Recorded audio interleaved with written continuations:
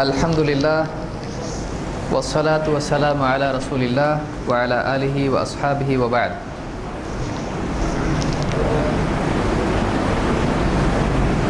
پچھلی مجلس میں دو حدیثیں ہم نے دیکھیں۔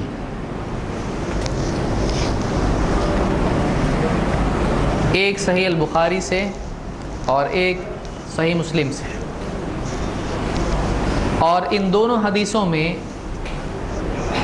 جو بات بیان کی گئی ہے، جو حکم اللہ کے نبی صلی اللہ علیہ وسلم کا ہے، وہ یہ ہے کہ لوگوں کے لیے تعلیم میں آسانی پیدا کی جائے، مشکل سے بچا جائے، اور لوگوں کو رغبت دلائی جائے، ان کو دین سے، علم سے متنفر نہ کیا جائے۔ اور امام البخاری کی سند میں جو راوی ہیں، امام مسلم کی سند میں دوسرے راوی ہیں۔ امام البخاری محمد بن بشار، یحییٰ بن سعید، شعبہ، ابو طیاہ، انس بن مالک اور اللہ کے نبی صلی اللہ علیہ وسلم اس طرح سے حدیث بیان کر رہے ہیں، اس سند سے حدیث بیان کر رہے ہیں۔ لیکن امام مسلم ابو بکر ابن ابی شیبہ اور ابو قریب، اسی طرح سے وہ ابو اسامہ، برید ابن عبداللہ، اور اسی طرح سے ابی بردہ اور ابو موسیٰ اشعری رضی اللہ تعالیٰ عنہ کی سند سے بیان کر رہے ہیں۔ تو کبھی ایک حدیث دو سندوں سے بھی آتی ہے، بلکہ کئی سندوں سے بھی آتی ہے، بلکہ بعض حدیثوں کے سلسلے میں علماء نے 30، 40، 50، 60، 70 سندیں بھی جمع کی ہیں، اور مستقل ایک ایک حدیث کے لیے ایک کتاب لکھی گئی کہ کتنی سندوں سے یہ حدیث آئی ہے۔ ایسا بھی کام علماء نے کیا ہے۔ اس صورت میں ضمناً ایک چیز میں یہاں مناسب سمجھتا ہوں بتاؤں، پھر آگے ہو سکتا ہے اس کی ضرورت پڑے، کہ اگر ایک حدیث کئی سندوں سے آتی ہے،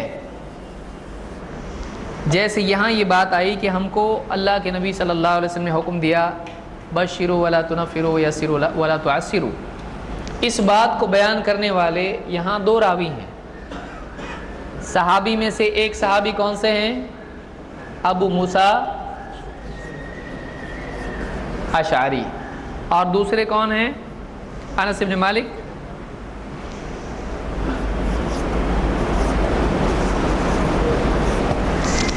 یہ ان کی اپنی سند ہے، امام مسلم اور یہ امام البخاری۔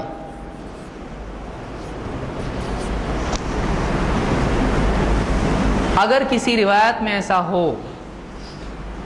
کہ وہ روایت دو الگ الگ صحابی بیان کر رہے ہیں،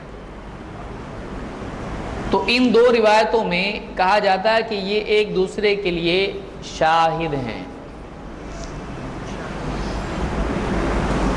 اگر ایک ہی بات، ایک ہی روایت دو الگ صحابہ سے آتی ہے، تو ایسی روایت کو کہا جاتا ہے کہ اس کا ایک شاہد ہے یا اس کا ایک شاہد ہے، اور شاہد اس روایت کو کہتے ہیں جو ایک صحابی کی روایت والی بات دوسرے صحابی بھی بیان کر رہے ہیں۔ لیکن کبھی ایسا ہوتا ہے کہ صحابی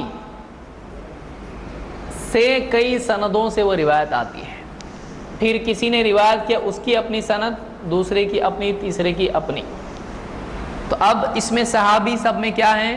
کامن ہیں۔ مان لیجیے عبداللہ ابن مسعود ہیں یا کوئی اور صحابی ہیں، تو صحابی ایک ہی ہے، اور اس صحابی سے روایت کرنے والی کئی اور سندوں سے وہ روایت آ رہی ہے، تو ان سندوں کو کہا جاتا ہے کہ یہ اس کے لیے کیا ہے؟ متابع۔ اس کو کہتے ہیں شاہد۔ اب دیکھیے فرق، اور شاہد اور متابع میں فرق کیا ہے۔ کچھ لوگوں کے لیے درس بہت بھاری ہوگا، اس لیے کہ اس میں اتنی اصطلاحات ہیں، اور چونکہ مجھ کو موضوع یہی دیا گیا ہے، اس سے میں فرار تو نہیں اختیار کر سکتا کہ سنت کی اہمیت پہ بولوں یا کسی اور چیز پہ۔ یہ موضوع ہے ایسا کہ اس میں بہت سارے نئے الفاظ آپ کے سامنے آئیں گے، گھبرانے کی کوئی ضرورت نہیں۔ آپ کو پہلی مرتبہ اس میں نیا پن لگے گا، لیکن کم سے کم معلوم تو ہوگا کہ حدیث پہ کتنا کام ہوا ہے۔ کبھی کوئی آدمی آ کے آپ کے دل میں شک پیدا کرنے کی کوشش کرے حدیث کے بارے میں، تو آپ کو واقعی معلوم ہوگا کہ نہیں، حدیث کے بارے میں بہت خدمت کی گئی ہے اور بہت اس کو پرکھا گیا ہے، بہت اس کے اوپر علوم کتنے سارے اس سے جڑے ہوئے ہیں، اور تب جا کے حدیث ہم تک پہنچی ہے، تب جا کے حدیث کو ہم مانتے ہیں۔ تو یہ چیزیں اس طرح سے آپ یاد رکھنے کی کوشش کریں، کوئی لکھتا ہے تو بہت اچھی بات ہے۔ تو ایک حدیث یہاں پر جیسے ہم نے دیکھا کہ امام البخاری نے روایت بیان کی، اور امام البخاری کی روایت ہے انس ابن مالک سے، وہی بات ہے، صحابی انس ہیں، وہی بات نقل کرتے ہیں امام مسلم، انہوں نے کس صحابی سے لی ہے؟ ابو موسیٰ اشعری سے۔ تو ان کی پوری اپنی ایک سند ہے، ان کی پوری اپنی ایک سند ہے۔ تو ایک ہی بات دونوں محدثین تک الگ الگ سندوں سے آئی ہے، اس سے بات کی تاکید اور بڑھ جاتی ہے اور اس کی سچائی کا یقین اور زیادہ بڑھ جاتا ہے کہ ایک روایت جب کئی کتابوں میں الگ الگ سندوں سے آتی ہے تو یقین بڑھ جاتا ہے کہ دیکھو کتنی سندوں سے یہ روایت آئی ہے، کیونکہ اتنے سارے لوگ جھوٹ تو نہیں بول رہے ہیں کہ ان کے پاس مستقل ایک چین اور ایک چینل سے حدیث آئی ہے، ان کے پاس ایک مستقل اور سند سے وہ بات پہنچی ہے۔ تو اب اگر ایسی صورت میں صحابی ایک ہوں اور بعد والے کئی اس کو اپنی اپنی سند سے بیان کریں تو کئی حدیثیں ہو گئی وہ، تو ایک سند سے آنے والی روایت کو دوسرے کے لیے کیا کہا جاتا ہے؟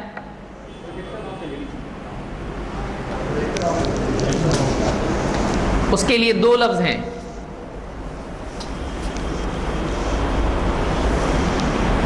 ایک شاہد اور دوسرے متابع۔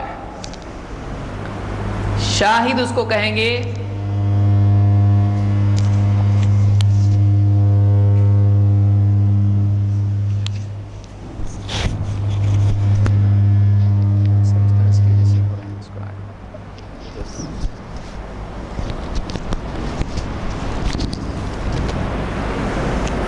شاہد میں صحابی کامن ہوتے ہیں اور متابع میں صحابی میں شاہد میں صحابی ایک الگ الگ ہوتے ہیں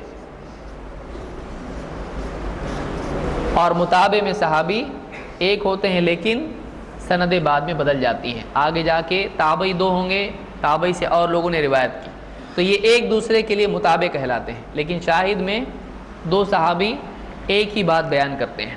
تو بہرحال یہ بعد میں کام آئے گا، ہم بتائیں گے کب کام آئے گا، جب حسن لغیر ہی اس کو حدیث کو بیان کیا جاتا ہے وہاں پہ اس کی ضرورت ہوتی ہے، دو ضعیف حدیثیں مل کے حسن کے درجے کو پہنچتی ہیں، آگے ہم اس کو دیکھیں گے۔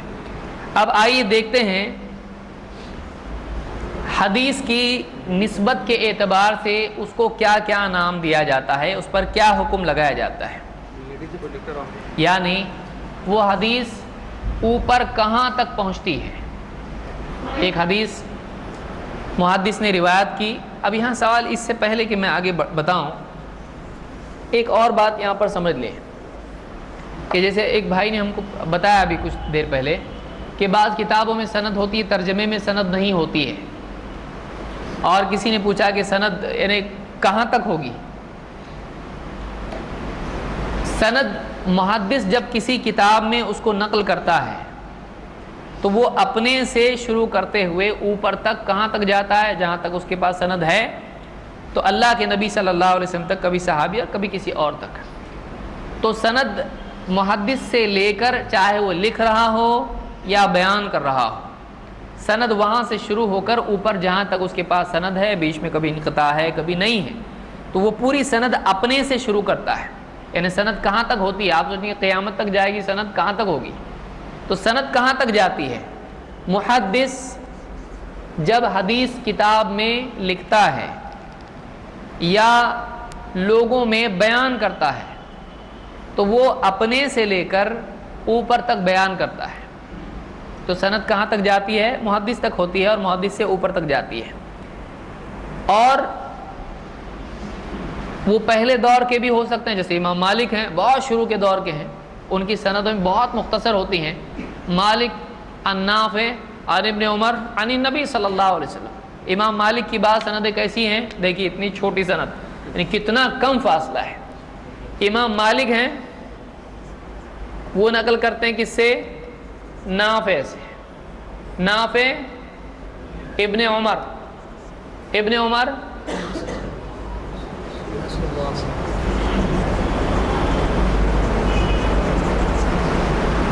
مالک النافع عن ابن عمر عن نبی صلی اللہ علیہ وسلم. تو بیچ میں اللہ کے نبی صلی اللہ علیہ وسلم کے اور امام مالک کے کتنے راوی ہیں؟ بس 2 راوی ہیں. وہ بھی ان میں سے ایک کون؟ صحابی اور ایک تابعی. تو امام مالک کی کتاب بہت اہمیت کی حامل ہے. اسی لیے علماء نے کہا کہ موطا جو امام مالک کی کتاب ہے، اکثر صحیحین میں جو روایتیں ہیں وہ موطا میں مل جاتی ہیں، یعنی وہ اصل ہے ان کے لیے. اگرچہ اور بھی روایتیں موطا میں جو صحیحین میں نہیں ہیں، لیکن اس کتاب کی اہمیت کو علماء نے تسلیم کیا ہے کہ یہ وہ پہلی کتاب ہے جو تبویب کے ساتھ لکھی گئی ہے. فقہی باب وغیرہ جو ہوتے ہیں، کتاب الصلاۃ، کتاب الطہارہ وغیرہ جو بھی ہیں، کتاب الاذان، تو اس طرح سے امام مالک کی کتاب ہے. اور اس میں سند بہت عام طور سے مختصر ہوتی ہے. کچھ بڑی سندیں بھی ہوتی ہیں لیکن عام طور سے اس میں چونکہ ان کے اور اللہ کے نبی صلی اللہ علیہ وسلم کے بیچ میں راوی بہت کم ہوتے ہیں، اس اعتبار سے اس کی اہمیت اور مقبولیت اور اس کا اعتماد بہت زیادہ ہے. اور خود امام مالک کیا ہیں؟ مدینہ کے امام ہیں اور بہت ہی بڑے امام گزرے ہیں. تو نسبت کس کی کس تک جاتی ہے؟ پہلے تو ہم یہ دیکھیں گے کہ نسبت کے تعلق سے، جیسے میں نے بتایا کہ محدث اپنے سے اوپر تک بتاتا ہے، تو سند میں اس کے بعد امام البیہقی مثال کے طور پر، امام البیہقی سے اوپر بہت راوی آتے ہیں، کبھی کبھی 10 راوی آتے ہیں، کیونکہ ان کا وہ بہت بات کے ہیں اور ان سے اوپر کئی یعنی راوی حدیث کے آئیں گے. لیکن اگر آپ امام مالک کو دیکھیں یا ایک دم قریب کے دور کے علماء کو دیکھیں تو ان کی سند میں بہت کم. تو کم اور زیادہ کیوں ہو رہے ہیں؟ اس کی وجہ کیا ہے کہ ان تک وہ ان کا دور بعد کا ہے، اور دوسرا یہ کہ وہ حدیث بہت گھوم کے ان کے پاس آئی. کبھی ایسا ہوتا ہے کہ ایک حدیث میں محدث ہوتا ہے، اس کے اوپر راویوں کا سلسلہ ہوتا ہے، اور پھر تابعی، پھر تابعی، پھر تابعی. ایسا بھی ہو سکتا ہے، ایسا ہوتا ہے. اکثر فتح الباری میں ابن حجر بتاتے ہیں اس کی سند کے لطائف میں سے یہ ہے کہ اس میں تابعی نے تابعی سے روایت کی ہے، اس میں 3 تابعی آ رہے ہیں. اس طرح سے بھی ہوتا ہے. تو کبھی یعنی ایک ہی دور کے لوگ بھی کبھی سند میں زیادہ ہوتے ہیں. آپ یہ نہ سمجھیں کہ ہمیشہ سند میں ایسا ہوگا کہ صحابی ان سے روایت کرنے والے تابعی ہیں، تابعی سے روایت کرنے والے تبع الاتباع میں سے ہیں، یا تبع تابعی جس کو ہم کہتے ہیں. ضروری نہیں ہے. ایسا بھی ہوتا ہے کہ صحابی سے صحابی روایت کرے، تابعی سے تابعی سے تابعی ایسا روایت کرے، اور نیچے بھی اس طرح سے ایک ہی دور کے لوگ ریپیٹ ہوں. تو اس سے سند کبھی ایسی لمبی ہوتی ہے لیکن ان کا زمانہ زیادہ دور کا نہیں ہوتا ہے، لیکن چونکہ ان تک حدیث کئی واسطوں سے پہنچی اس لیے سند کیا ہو گئی؟ لمبی ہو گئی. ایسا ہو سکتا ہے. تو بہرحال یہ سند کے معاملات میں سے ہیں. اب ہم دیکھتے ہیں کہ حدیث کی نسبت کس سے ہے، وہ کس تک پہنچتی ہے. اس اعتبار سے حدیث کی قسمیں یا اس کی کیٹیگریز کیا ہیں. نمبر 1، پہلی قسم مرفوع. میں نے کہا تھا کہ بعد میں آئے گا. یہ موقوف مرفوع کیا ہے؟ مرفوع اس حدیث کو کہتے ہیں جس کی نسبت اللہ کے نبی صلی اللہ علیہ وسلم سے ہو. مرفوع کس حدیث کو کہتے ہیں کہ کوئی راوی کہے اللہ کے رسول صلی اللہ علیہ وسلم نے یوں فرمایا یا آپ نے یوں کیا، تو وہ کہاں کس سے جڑتی ہے؟ جا کے اللہ کے رسول صلی اللہ علیہ وسلم سے. تو کتنے اوپر تک جا سکتی ہے وہ؟ اللہ کے رسول صلی اللہ علیہ وسلم. رفع سے لفظ بنا ہوا ہے. مرفوع اس کو کہتے ہیں جس کو اوپر اٹھایا گیا ہو، یعنی اوپر تک جاتی ہو. کہاں تک؟ اللہ کے رسول صلی اللہ علیہ وسلم تک. تو ایسی حدیث جس میں اللہ کے رسول صلی اللہ علیہ وسلم کے بارے میں کوئی بات ہو، جس کی نسبت اللہ کے نبی صلی اللہ علیہ وسلم سے جڑتی ہو، ایسی حدیث کو کیا کہتے ہیں؟ مرفوع. اس کے ساتھ آپ نے کتابوں میں ایک لفظ اور سنا ہوگا، مسند. مرفوع اور مسند میں کیا فرق ہے؟ مرفوع اس حدیث کو کہتے ہیں جو نبی صلی اللہ علیہ وسلم کے بارے میں ہو، لیکن مسند اس کو کہتے ہیں جس کی سند جڑی ہوئی ہو، اور اس کو ہم کہتے ہیں کہ سند اس کی کیا ہو؟ متصل ہو۔ اصل میں ان دروس کے لیے بہت ٹائم چاہیے، مختصر اس کو پڑھانا ایک مصیبت ہے، خود پڑھانے والے کے لیے بھی اور سننے والوں کے لیے زیادہ بڑی مصیبت ہے۔ مرفوع اور مسند میں فرق کیا ہے؟ دیکھیے سوال یہاں پر ایک ہے، اب ہم سوال شروع کرتے ہیں، تھوڑا سا آپ لوگ جاگ جائیں گے۔ کیا مرفوع ضعیف ہو سکتی ہے اور مسند نہیں نا؟ ہو سکتی ہے، دیکھیے دو روایتیں ہیں، ایک مرفوع اور ایک مسند ہے، دونوں میں سے کون سی ضعیف نہیں ہو سکتی ہے؟ مسند ضعیف، تو کیا تعریف ہے اس کی جو ضعیف نہ ہو، اس کو مسند کہتے ہیں؟ دو روایتیں ہیں، ایک مرفوع دوسری مسند۔ مرفوع اس کو کہتے ہیں جو اللہ کے نبی صلی اللہ علیہ وسلم کے بارے میں بات کہی جائے، ہو سکتا ہے اس کی سند جڑی ہو سکتا ہے سند جڑی نہ ہو، اور مسند اس کو کہتے ہیں جس کی سند کیا ہو؟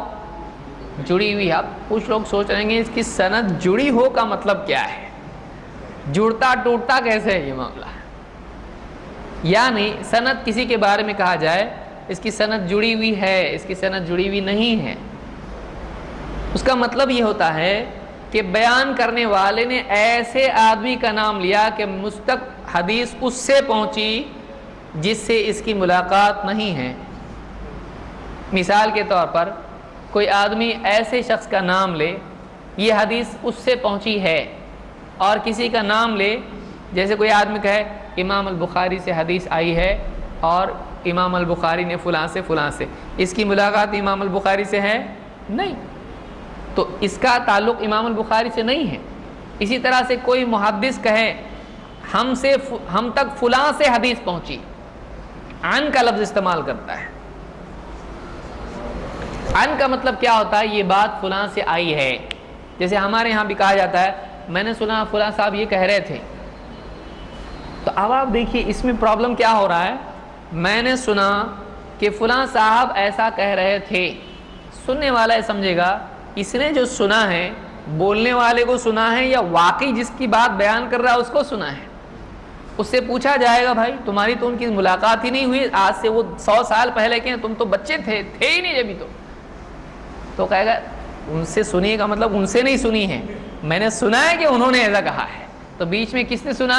ہمارے دادا جان کہتے تھے، ان کے پردادا کہتے تھے، تب جا کے جڑ رہا ہے معاملہ، انہوں نے ان کی مجلس میں بات سنی ہے۔ تو اب ایسا کوئی آدمی ہے کہ کبھی سند نہیں بھی جڑی ہوتی ہے، ڈائریکٹلی وہ ایسے آدمی سے بیان کرتا ہے جس سے اس کی ملاقات نہیں ہے، تو ایسی سند کو کیا کہا جائے گا؟ یہ سند منقطع ہے۔ کیا ہے؟ قطع سے ہے، آگے یہ واپس آئے گا انشاءاللہ۔ قطع کا مطلب ہوتا ہے کٹ ہونا، ٹوٹ جانا، کٹنا، تو یہ منقطع یعنی کٹ ہے، اس میں بیچ میں بریک ہے، اس میں چین جڑی ہوئی نہیں، ٹوٹی ہوئی ہے، یعنی ہر بتانے والا اوپر والے سے جڑا ہونا چاہیے کہ اس نے اس سے، آپ نے روایت سنی، ہم نے حدیث سنی فلاں سے، انہوں نے سنی ان سے، انہوں نے سنی ان سے، تو معلوم ہوا کہ حدیث میں اس طرح سے ہوتا ہے کہ ہر بیان کرنے والا کسی نہ کسی سے وہ حدیث سنتا ہے اور اس کا نام بیان کرتا ہے کہ میں نے کس سے سنا، پھر اس کی بات پوری بیان کرتا ہے کہ اس نے کہا کہ اس نے کس سے سنا، تو اس طرح سے سلسلہ اوپر تک جاتا ہے۔ تو مرفوع میں کیا سند ٹوٹی ہوئی ہو سکتی ہے؟ ہو سکتی ہے کہ کوئی راوی کہے، تابعی کہیں کہ اللہ کے رسول صلی اللہ علیہ وسلم ایسا کرتے تھے، تو تابعی کی ملاقات کیا نبی صلی اللہ علیہ وسلم سے ہے؟ نہیں ہے، تو کیا یہ مرفوع ہے؟ نہیں نا۔ مرفوع کی ڈیفینیشن کیا ہے؟ اب یہ ایسا ہونے والا ہے، کوئی بھی شخص آج کے زمانے کا آدمی بغیر سند کے کہے اللہ کے نبی صلی اللہ علیہ وسلم ایسا کرتے تھے، بیچ میں سند ہے کوئی سند نہیں، کیا وہ مرفوع ہے؟ کیوں مرفوع ہے؟ نبی صلی اللہ علیہ وسلم کی بات ہے، اس لیے وہ کیا ہے؟ مرفوع ہے۔ اس میں سند کا کوئی کنسرن، کوئی سند کا معاملہ ہی نہیں اس کے اندر۔ وہ جھوٹی بھی حدیث ہو سکتی ہے، بولنے والا جھوٹا ہے، نبی کا نام لے کے کچھ بھی بول رہا ہے، لیکن وہ روایت کیا ہے؟ وہ مرفوع ہے، وہ نبی کے بارے میں ہے۔ اور مرفوع سے تھوڑا آگے بڑھ کر پھر اگر اس کی سند جڑی ہوئی ہو تو اس کو کیا کہتے ہیں؟ لیکن سند جڑی ہونے کے باوجود، اب ٹھیک ہے اس نے اس سے سنا، اس نے اوپر تک بالکل سننے والے ہیں سب، لیکن اس کے اندر جھوٹا آدمی بھی ہے، غیر معتمد آدمی ہے، ایسا آدمی جس پر اعتبار نہیں کر سکتے ہیں، تو اگرچہ سند جڑی ہوئی ہے لیکن یہ حدیث معتبر نہیں ہے۔ تو مسند اور مرفوع کا یہ فرق ہے، ٹھیک؟ تو ہم نے ایک لفظ دیکھا، حدیث کی ٹرمینالوجی کیا ہے، اس کو کیا کہتے ہیں؟ مصطلح الحدیث، مصطلح، یا ہمارے ہاں اس کو اصطلاح کہتے ہیں۔ اصطلاح کے کیا معنی ہے؟ تو جو آپ بتائیں وہ ہے اصطلاح کے کیا معنی ہے؟ ٹیکنیکل ٹرم جس کو آپ کہتے ہیں۔ ہر فیلڈ میں کسی لفظ کا کچھ مطلب ہوتا ہے، اس فیلڈ میں جب اس کو بولا جاتا ہے تو سننے والا برابر سمجھ رہا ہوتا ہے کہ کیا کہا ہے، دوسری فیلڈ میں اس ورڈ کا کچھ اور میننگ ہو سکتا ہے۔ تو ایسے لفظ کو کیا کہتے ہیں؟ اس فیلڈ کا، اس کی اصطلاح اس کو کہتے ہیں۔ تو اصطلاح میں اس کا یہ مطلب ہے، تو کسی ایک فیلڈ میں ایک مطلب ہوگا، کسی دوسری فیلڈ میں اس کا کچھ اور مطلب ہو سکتا ہے۔ تو مرفوع اس حدیث کو کہیں گے جس کی نسبت کس سے ہو؟ نبی صلی اللہ علیہ وسلم سے۔ اور مستند کس کو کہیں گے؟ جس کی سند جڑی ہوئی ہو۔ تو یہ دونوں میں یہ بات معلوم پڑی۔ اب اگر بات نبی صلی اللہ علیہ وسلم نہیں بلکہ وہ بات صحابی کا قول یا عمل، اگر کسی روایت میں، روایت عام ہے، روایت کسی بھی چیز کو آپ بول سکتے ہیں روایت ہے، کیا فلاں نے کہا کہ ہمارے دادا جان ایسا کرتے تھے، تو یہ کیا کہا جائے گا؟ ان کی روایت ہے اپنے دادا کے بارے میں، کسی بھی زمانے میں ہو سکتا ہو، روایت اس کو کہا جاتا ہے۔ روایت کیا ہے؟ نریشن، کوئی واقعہ بیان کرنا، اور بات کے زمانے 1000 سال بعد کا بھی ہو سکتا ہے۔ آج سے 100 سال پہلے کسی کا کہیں واقعہ کچھ ہوا ہو اور اس کے گواہ، اس کے سننے والے، دیکھنے والے کہیں یہ روایت ہے، ہمارے زمانے میں ایسا ہوا، کیا اس کو روایت کہا جا سکتا ہے؟ بول سکتے ہیں، وہ ایک واقعہ ہے، خبر ہے وہ تو۔ لیکن یہاں پر صحابی کے بارے میں اگر کوئی قول اور عمل ہو تو اس کو کیا کہا جائے گا؟ اس کے لیے ایک لفظ آتا ہے موقوف۔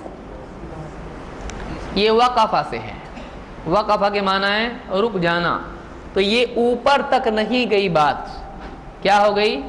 جا کے رک گئی، کہاں؟ صحابی تک۔ تو صحابی کہیں کہ ایسا کرنا چاہیے، ایسا نہیں کرنا چاہیے، ان کا عمل ہو، ان کا قول ہو، ان کے زمانے کی بات ہو، تو یہ کہاں جا کے رک گیا؟ صحابی پر۔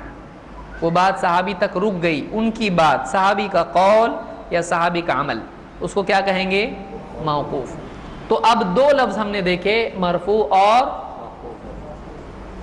موقوف۔ اگر مرفوع کی سند جڑی ہو تو اس کو کیا کہیں گے؟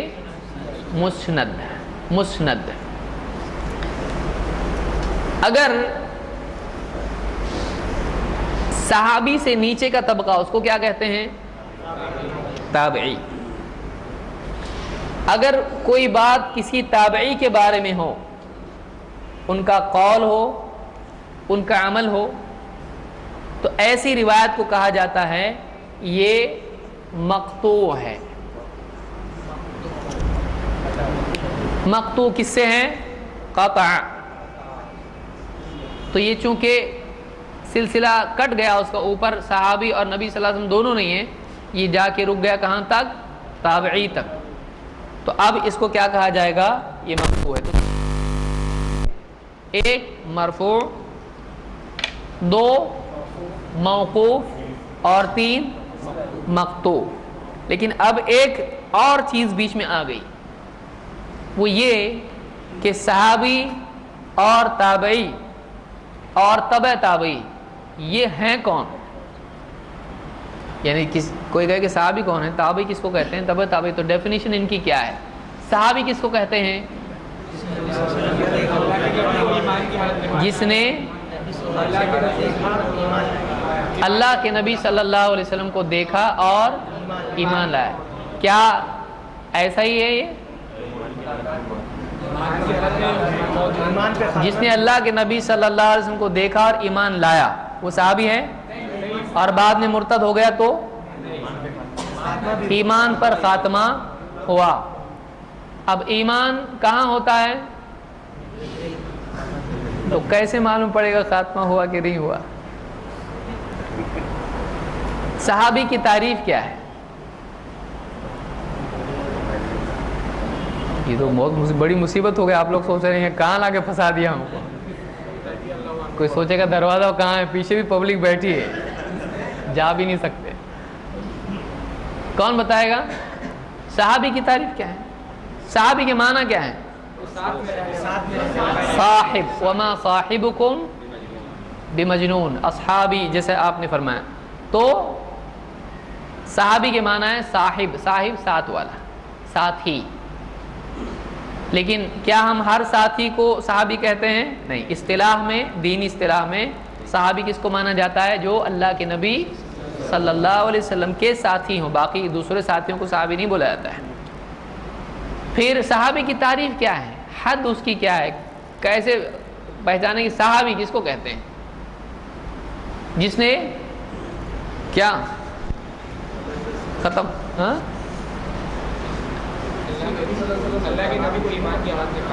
اللہ کے نبی صلی اللہ علیہ وسلم کو ایمان کی. لیکن ہم جب ڈیفائن کر رہے ہیں کہ فلاں صحابی تھے، ہم کیسے کہیں گے صحابی تھے نہیں تھے؟ تو ہم کو ایمان کی حالت دیکھنی پڑے گی. دیکھ سکتے ہیں ہم لوگ کسی کی؟ تو کیا کہیں گے تعریف میں؟ جس نے اسلام کہیں کہ ایمان کہیں؟ زیادہ راجح کیا ہے اس میں؟ جس نے اسلام تو معلوم ہوتا ہے نا، ایک آدمی مسلم ہو گیا تو معلوم پڑتا ہے، لیکن مومن کہاں ہوتا ہے؟ اسی لیے ایک صحابی نے کہا اللہ کے رسول آپ نے فلاں شخص کو نہیں دیا حالانکہ وہ مومن ہے. آپ نے کہا مومن مسلم یا مومن؟ یعنی مومن کہنا ہے یا مسلم کہنا ہے؟ بار بار آپ یہی کہتے رہے. علماء نے سکھایا کہ کسی کو مومن کیسے کہہ سکتے ہیں، اس کو مسلم کہا جا سکتا ہے. ہاں لیکن صحابہ کے بارے میں ہمارے پاس نص ہے، بلکہ وہ مومن نہیں، ان کا ایمان خود ہمارے لیے پیمانہ ہے. فَإِنْ آمَنُوا بِمِثْلِ مَا آمَنْتُمْ بِهِ فَقَدِ اهْتَدَوْا، اگر یہ لوگ ویسا ایمان لائے جیسے صحابہ تم ایمان لائے ہو تو یہ ہدایت پر ہے. لیکن واقعی صحابی کی ڈیفینیشن کے لیے ہم کیسا کہیں گے؟ وہ شخص جس نے اسلام کی حالت میں اللہ کے نبی صلی اللہ علیہ وسلم کو دیکھا اور اسلام پر خاتمہ ہوا. کافی ہے اتنا؟ کافی ہے نا؟ تو پھر عبداللہ ابن ام مکتوم کے بارے میں آپ کیا کہیں گے؟ نہیں تھے نا مسجد نبوی کے مؤذن؟ دیکھا نہیں تھا. کیوں نہیں دیکھا؟ تو آپ دیکھنے کی کنڈیشن جب لگا رہے ہو تو جو نابینا صحابی ہیں وہ کیا ہو جائیں گے؟ تو جس نے اللہ کے نبی صلی اللہ علیہ وسلم کو اسلام کی حالت میں دیکھا یا آپ کی صحبت اختیار کی اور زمانہ پایا نہیں اور اسلام کی حالت میں ان کا خاتمہ ہوا. کیونکہ بہت سارے لوگ بعد میں مرتد ہو گئے اللہ کے نبی صلی اللہ علیہ وسلم کی وفات کے بعد، تو وہ اس میں نہیں آئیں گے. اس لیے اسلام کی حالت میں خاتمہ ہوا. تو ہم صحابہ کے بارے میں نہیں بول رہے ہیں. بہت سارے لوگ قبیلوں کے مسلم ہوئے اور بعد میں پھر مرتد ہو گئے کئی لوگ.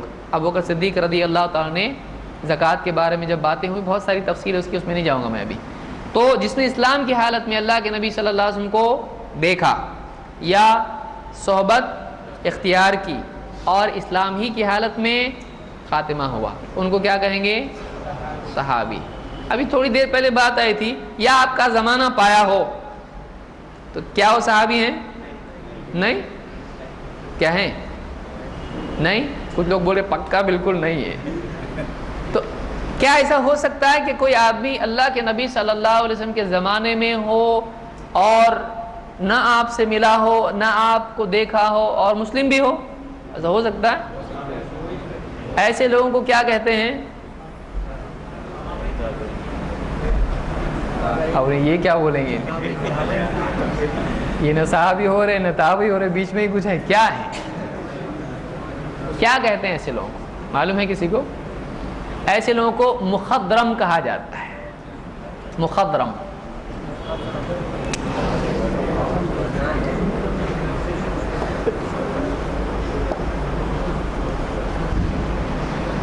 بہت تکلیف ہے آج. ہاں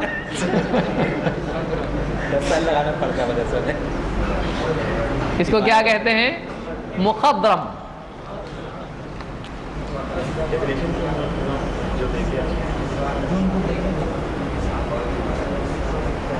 مخضرم ایسا شخص جس نے اللہ کے نبی صلی اللہ علیہ وسلم کا زمانہ پایا اور اللہ کے نبی صلی اللہ علیہ وسلم کی وفات سے پہلے اسلام لایا. یعنی آپ کی وفات سے پہلے جو مسلمان تھا لیکن نہ اللہ کے نبی صلی اللہ علیہ وسلم کو دیکھا نہ آپ کی صحبت اختیار کی، تو ایسے شخص کو کیا کہتے ہیں؟ مخضرم. مخضرم. جن میں سے ایک نام آپ بتا سکتے ہیں؟ نجاشی ہے اور اویس القرنی. اویس القرنی. اور بول سکتے رضی اللہ عنہ، دعا ہے اللہ ان سے راضی ہو تو کوئی مسئلہ نہیں. تابعین کیا ان کے بعد والوں کے لیے بولا جا سکتا ہے، لیکن عام امت کیا سمجھتی ہے کہ صرف صحابی کے لیے وہ خاص ہے. وہ دعا ہے لیکن وہ دعویٰ نہیں ہے. وہ یہ نہیں کہ اللہ ان سے راضی ہو گیا. وہ کیا ہے؟ صحابہ کے بارے میں تو راضی ہوا بھی ہے لیکن باقیوں کے لیے وعدہ ہے اگر قیامت کے دن اللہ راضی ہو تو ہو، دنیا میں اللہ راضی ہو تو ہو، لیکن کوئی وحی ان کے بارے میں نہیں ہے. صحابہ کے بارے میں ہے رضی اللہ عنہم ورضوا عنہ. تو اویس قرنی. اب مخضرم صحابہ میں آئیں گے یا تابعی میں آئیں گے؟ یعنی کیٹیگری کے اعتبار سے صحابی، تابعی، تبع تابعی. تو مخضرم کو آپ کہاں ڈالیں گے؟ تابعی کی ڈیفینیشن کیا ہے؟ جو نبی کے بارے میں وہی کس کے بارے میں بولیں گے؟ صحابی کے بارے میں. وہ شخص جس نے اسلام کی حالت میں صحابی کو دیکھا یا صحبت اختیار کی اور اسی پر اسلام پر اس کی وفات ہوئی اور جو صحابہ کے نقش قدم پر چلتا تھا. یہ ضروری ہے، ورنہ ایسے جتنے بھی گمراہ فرقے والے تھے جو اسلام چھوڑے تو نہیں لیکن گمراہ ہو گئے، جیسے خوارج وغیرہ ہیں، یا جیسے حجاج ہے جس نے صحابہ کو قتل کیا، وہ بھی کیا ہو گیا؟ تابعین میں آ گیا. صحیح ہے؟ حجاج ابن یوسف جس نے صحابہ کو قتل کیا. تو ایسے لوگ جنہوں نے صحابہ کو دیکھا یا صحبت اختیار کی اسلام کی حالت میں اور اسلام پر ان کی وفات ہوئی اور انہوں نے صحابہ کی پیروی کی بہترین طور پر. والسابقون الاولون من المہاجرین والانصار والذین اتبعوہم باحسان رضی اللہ عنہم ورضوا عنہ. وہ مہاجرین اور انصار جو سبقت لے گئے اور اس کے بعد کون آ رہے ہیں؟ والذین اتبعوہم باحسان، اور بہترین طور پر جنہوں نے ان کی اتباع کی، اللہ ان سے راضی ہو گیا، وہ اللہ سے راضی. تو یہاں پر آپ دیکھیں گے کہ والذین اتبعوہم کی قید ہے اللہ کی رضا کے لیے. تو تابعین کے لیے ہم کہیں گے کہ وہ لوگ جنہوں نے صحابہ کی پیروی کی انہی میں تابعین آئیں گے، ورنہ وہ سارے فساق اور فجار جو صحابہ کے مخالف ہو کے کھڑے ہو گئے ان کو تابعین میں شمار کر کے کیا فائدہ امت کا ہونے والا ہے؟ وہ تابعین میں نہیں آتے ہیں. قاعدے سے آپ بول سکتے ہیں اس دور کے اعتبار سے، لیکن واقعتاً وہ تابعین میں نہیں آئیں گے. تو تابعی اس کو کہتے ہیں جس نے صحابی کو دیکھا یا صحبت اختیار کیا اور اسلام پر خاتمہ ہوا. اسی طرح سے تیسرا طبقہ ہے تبع الاتباع، جن کو کہا جاتا ہے.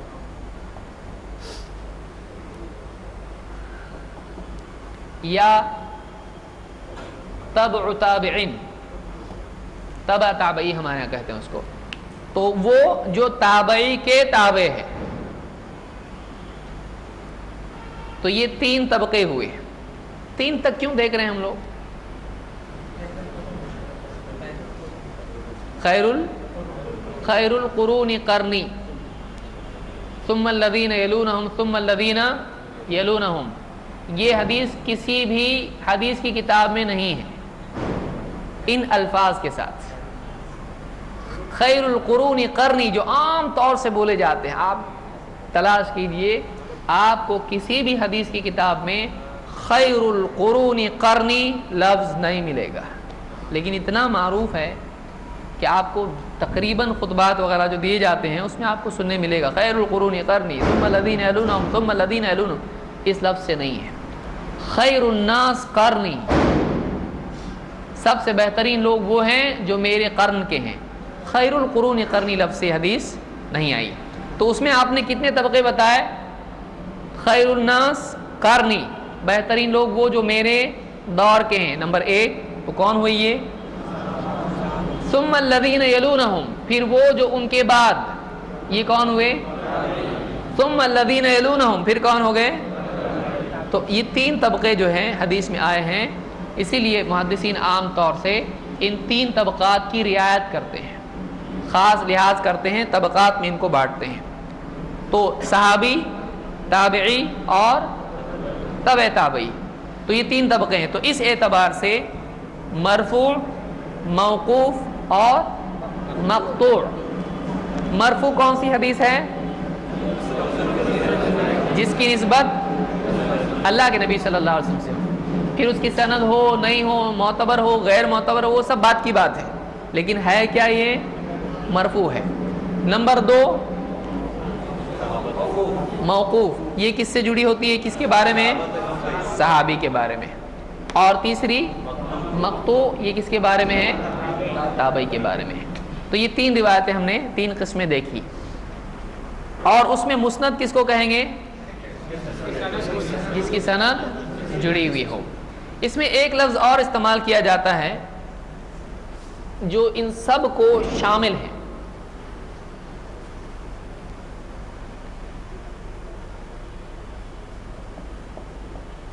الاثر، اور اس کی جمع کیا ہے؟ آثار.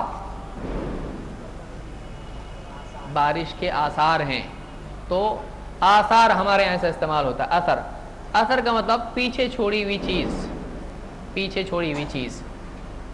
اثر کا لفظ بعض علماء کہتے ہیں کہ اللہ کے نبی صلی اللہ علیہ وسلم کی حدیث کو اثر کہا جا سکتا ہے، اور اثر اس کو کہتے ہیں جو نبی صلی اللہ علیہ وسلم کی حدیث ہو.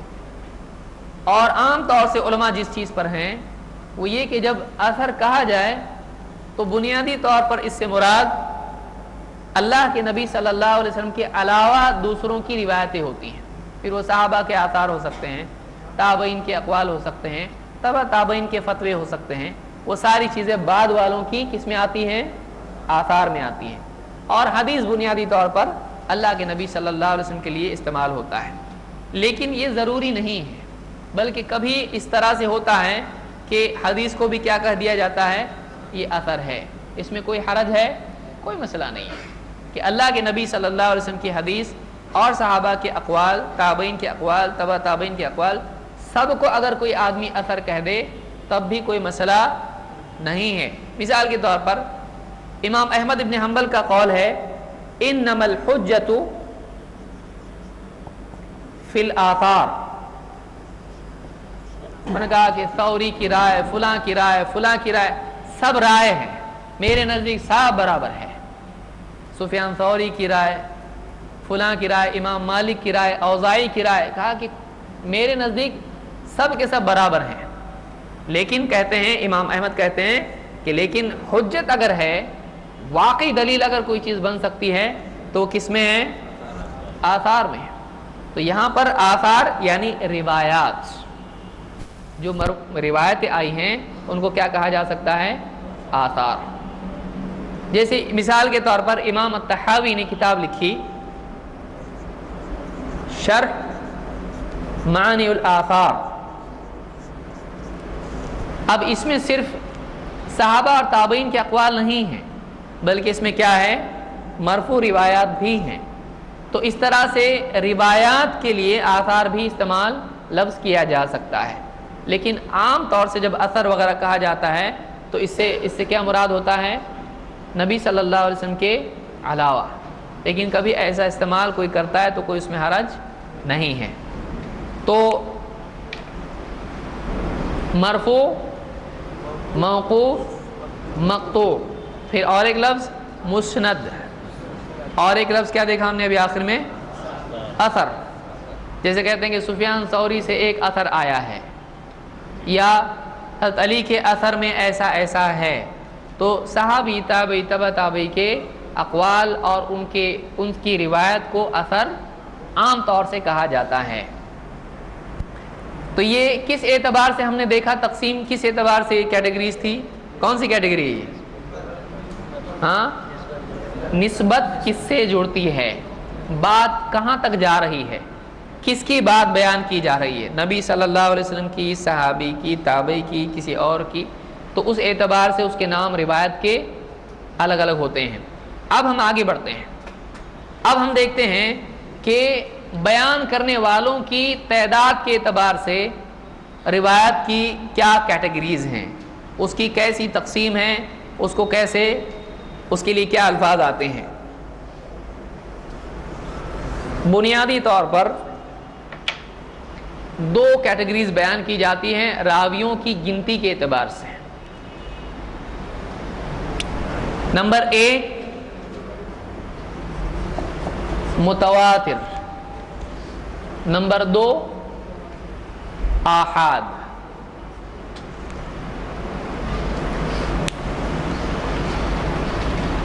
عام طور سے علماء نے حدیث کی بیان کرنے والے، ہو سکتا ہے کوئی بات کا بیان کرنے والے تھوڑے ہوں، کوئی حدیث ایسی ہو جو بہت زیادہ لوگ بیان کرتے ہیں، تو گنتی کے اعتبار سے بھی، بیان کرنے والوں کی کثرت کے اعتبار سے بھی حدیث کو کیٹیگرائز کیا جا سکتا ہے. نمبر ایک، متواتر.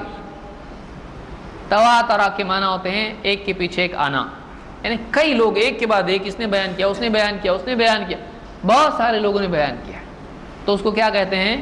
متواتر. اور آحاد، آحاد یا اس کو فرد بھی کہتے ہیں، اسی پر سے ہے افراد. امام الدارقطنی کی کتاب ہے الافراد. تو فرد سے افراد، احد سے آحاد. ایسی روایت اب ہم دیکھیں گے واقعی، یعنی جس کے راوی کم ہو، ایک ہو جس کو کہا جا سکتا ہے آحاد اس پر سے ہے. تو یہ متواتر کے بالمقابل ہے. جو متواتر نہ ہو کیا ہے؟ آحاد ہے. لیکن متواتر کیا ہے؟ متواتر ایسی روایت، ایسی بات جس کے بیان کرنے والے اتنے زیادہ ہوں کہ عادتاً ان کا جھوٹ پر جمع ہونا محال ہو، ممکن نہ ہو. کوئی بات، کوئی روایت اتنے سارے لوگ بیان کریں، مختلف علاقوں کے، مختلف زمانوں کے اتنے سارے لوگ وہ بات بیان کریں، وہ روایت نقل کریں کہ عادتاً ایسا نہیں ہوتا ہے کہ ایک جھوٹ اتنے سارے لوگ کے اچھے کردار والے، کیریکٹر والے، تقوی والے، مختلف علاقوں کے سب کے سب وہ بات بولیں، ایسا نہیں ہوتا ہے. تو ایسی روایت کو کیا کہتے ہیں؟ متواتر ہے. مثال کے طور پر اللہ کے نبی صلی اللہ علیہ وسلم کی حدیث، من کذب علی متعمدا فلیتبوأ مقعدہ من النار، جو جانتے بوجھتے مجھ پر جھوٹ باندھے وہ اپنا ٹھکانہ جہنم میں بنا لے. یہ روایت کیا ہے؟ متواتر ہے. کتنے صحابہ سے آئی ہے؟ 73. یہ روایت کتنے صحابہ سے آئی ہے؟ 73. 73 صحابہ سے آئی ہے. تو یہ قولی حدیث ہے. اب یہ بتائیے یہ حدیث مرفوع ہے یا موقوف ہے یا مقطوع ہے؟ مرفوع ہے. اور یہ روایت اس کو کیا کہیں گے یہاں پر اتنی کثرت روات کی وجہ سے؟ متواتر. لیکن متواتر میں کیا صرف اتنے سارے صحابہ یا کسی ایک طبقے میں اتنے لوگ ہوں تب وہ متواتر ہوتی ہے؟ نہیں. شروع میں بہت سارے لوگ بولتے تھے، بعد میں تھوڑے رہ گئے، نہیں. یا شروع میں ایک نے بتایا، بعد میں بہت سارے لوگ ہو گئے، نہیں. بلکہ متواتر وہ روایت ہے کہ جس کے ہر طبقے میں اتنے راوی ہوں کہ عادتاً ان کا جھوٹ پر جمع ہونا ممکن نہ ہو. یعنی پہلے لیول کے جو لوگ تھے پہلے زمانے کے، اس کے بعد زمانہ آیا، اس کے بعد کی نسل، اس کے بعد کی نسل، اس کے بعد کی نسل، تو راویوں کے طبقات جو ہوتے ہیں ان تمام طبقات میں کب تک، کہاں تک، کہاں تک؟ قیامت تک، محدث تک. اس لیے کہ ایک بار کتاب میں آ گئی وہ روایت تو اب معاملہ اس کا کیا ہو گیا، اب اس کے بعد والے اس کو روایت کریں گے. لیکن اب وہ کیا ہو گئی، کتاب میں آ گئی. تو اب کوئی روایت ہے تو امام البخاری سے اوپر اوپر اوپر اوپر اگر ہر طبقے میں اتنے راوی ہوں کہ عادتاً ان کا جھوٹ پر جمع ہونا ممکن نہ ہو تو اس روایت کو کیا کہتے ہیں؟ متواتر. متواتر قولی بھی ہو سکتی ہے، فعلی بھی ہو سکتی ہے. مثال کے طور پر اللہ کے نبی صلی اللہ علیہ وسلم نے چمڑے کے موزوں پر مسح کیا، یہ قول ہے یا فعل ہے؟ فعل ہے. یہ روایت بھی متواتر ہے، اس لیے کہ بہت سارے صحابہ نے اس کو روایت کیا ہے، تو یہ روایت بھی متواتر ہے. تو قولی روایت اور فعلی روایت دونوں متواتر ہو سکتی ہیں. کبھی روایت لفظاً متواتر ہوتی ہے اور کبھی معنن متواتر ہوتی ہے. لفظاً متواتر من کذب علی متعمدا فلیتبوأ مقعدہ من النار، جو جانتے بوجھتے مجھ پر جھوٹ گھڑے وہ اپنا ٹھکانہ جہنم میں بنا لے. یہ لفظاً متواتر ہے، یہ الفاظ کے ساتھ ہی روایت متواتر ہے، انہی الفاظ سے روایت آئی ہے. معنن متواتر ہے کا مطلب یہ ہے کہ اصل بات جو ہے وہ اصل بات متواتر ہو، چاہے الگ الگ الفاظ میں آیا ہو. مثال کے طور پر معراج، کیا اللہ کے نبی صلی اللہ علیہ وسلم کو معراج ہوئی؟ روایت یاد ہے. امت کے کتنے افراد ہیں؟ اب منانے والے بھی ہیں شب معراج، مٹھائی کھاؤ، سب کچھ کرو، رات بھر جاگو، اگلے دن فجر میں سو جاؤ اور ظہر چھٹی، روزہ رکھو اور اس کے بعد دن بھر سوتے ہوئے گزارو. تو معراج کیا مسلمانوں میں معروف ہے؟ معروف، بہت معروف ہے، بہت مقبول ہے. کیا عام طور سے مسلمان جانتے ہیں کہ نبی صلی اللہ علیہ وسلم کو معراج ہوئی؟ ان میں سے کتنوں کو معلوم ہے کہ اس کی کون سی حدیث ہے؟ معلوم ہے؟ نہیں معلوم ہے. اس کا ریفرنس معلوم نہیں، حدیث کے الفاظ معلوم نہیں. بہت سارے لوگوں کو معلوم بھی ہوگا، کچھ لوگوں کو معلوم نہیں بھی ہوگا. تو معراج کے بارے میں اصل واقعہ متواتر ہے، اس کی خبر متواتر ہے، لیکن ضروری نہیں کہ اس کے بارے میں وہ روایت متواتر ہو. امت میں وہ چیز اتنی زیادہ ذکر ہوئی ہے کہ عام طور سے مسلمان جانتے ہیں اللہ کے نبی صلی اللہ علیہ وسلم کو معراج ہوئی. یا حوض کوثر، اس کی روایت میں بہت سکتا ہے لوگوں کو نہ معلوم ہو، لیکن معلوم ہے کہ حوض کوثر ہے. اللہ کے نبی صلی اللہ علیہ وسلم قیامت کے دن اس پر سے پانی، کوئی آدمی امتی جائیں گے پانی پیئیں گے. یا دعا میں ہاتھ اٹھانا چاہیے. کسی بھی آدمی سے آپ پوچھیے کیا کر رہا ہے؟ دعا کر رہا ہوں. دلیل ہے اس کی ہاتھ اٹھانے کی؟ سارے مسلمان اٹھاتے ہیں ہاتھ. تو یہ اگرچہ یہ الفاظ دونوں ہاتھوں کا دعا میں اٹھانا یہ متواتر الفاظ روایت کے نہیں ہیں، روایت متواتر نہیں ہے اس اعتبار سے کہ ان الفاظ میں آیا ہو، ہر زمانے میں اتنے راوی، لیکن مسلمان عام طور سے یہی کرتے آئے ہیں پہلے دور سے لے کے آج تک. دعا جب بھی کرتے ہیں تو کیسا ہاتھ اٹھاتے ہیں؟ ایسا. یہ کیا ہے؟ یہ عملاً متواتر ہے. امت میں اس کا عمل کیا ہے؟ تواتر کے ساتھ چلا آ رہا ہے کہ دعا کو ایسا ہی ہاتھ اٹھاتے ہیں. تو متواتر کبھی لفظاً بھی ہوتا ہے، کبھی معنن بھی ہوتا ہے. کبھی اصل بات متواتر ہوتی ہے، اس کی ڈیٹیل چاہے لوگوں کو معلوم ہو یا نہ ہو. کبھی عمل امت کا ایسا ہوتا ہے کہ تواتر کے ساتھ چلا آ رہا ہوتا ہے. جیسے مثال کے طور پر مؤذن اذان دے گا، اس کے بعد میں امام صاحب آئیں گے، امام آگے کھڑے ہو جائیں گے، اس کے پیچھے صفیں بنیں گی، آخری صف اس کے بعد بنے گی. یہ جو طریقہ مسلمانوں میں معمول ہے اس کا، یہ کیا ہے؟ یہ طریقہ دین کا کیا ہے؟ اس طرح سے امام کھڑا ہوگا، یہ متواتر امت میں ہے، اگرچہ روایت کے الفاظ متواتر نہیں ہے، ایسی کئی چیزیں ذکر کی جا سکتی ہیں۔ تو متواتر اس روایت کو کہتے ہیں جس کے راوی ہر زمانے میں اتنے ہوں کہ عادتاً ان کا جھوٹ پر جمع ہونا ممکن نہ ہو، عادتاً نہیں ہو سکتا، ایسا ہوتا نہیں ہے، اس لیے عادتاً کہا جا رہا ہے۔ کتنے راوی ہوں؟ اب مختلف علماء نے اس میں مختلف باتیں کہی، کسی نے کہا کہ 70 ہوں، کسی نے کہا 40 ہو، کسی نے کچھ کہا۔ عام طور سے جو راجح قول ہے، تدریب الراوی میں امام السیوطی نے بیان کیا، اس کو کہتے ہیں کہ عام طور سے علماء جس چیز کو یعنی قبول کرتے ہیں وہ یہ کہ اگر کسی روایت کے بیان کرنے والے کم سے کم 10 راوی ہر زمانے میں ہوں تو وہ کیا ہے؟ روایت متواتر ہے۔ بعض علماء نے اس سے کم بھی بتایا ہے، بعض نے کہا کہ 4 بھی ہوں تو متواتر ہوگی، لیکن راجح قول کیا ہے؟ کم سے کم 10، کیونکہ عام علماء نے اس کو قبول کیا ہے کہ 10 راوی اگر کسی روایت کے ہیں اور عام طور سے ہر طبقے میں 10 راوی ہیں، وہ کیا ہوتی ہے؟ متواتر ہے۔ آحاد کیا ہے؟ جو متواتر نہیں ہے وہ آحاد ہے۔ تو جو متواتر سے کم درجے کی ہو، جس کے راوی اس سے کم پڑ جائیں، تواتر سے نیچے کے درجے کی روایت ہو، ایسی روایت کو کیا کہیں گے؟ آحاد۔ آحاد کی 3 قسمیں ہیں۔ آحاد کی، اب آپ سوچ رہے ہیں کہ واقعی محدثین نے کتنا کام کیا روایتوں کو کیٹیگرائز کرنے کے اعتبار سے۔ ایک ہوئی متواتر،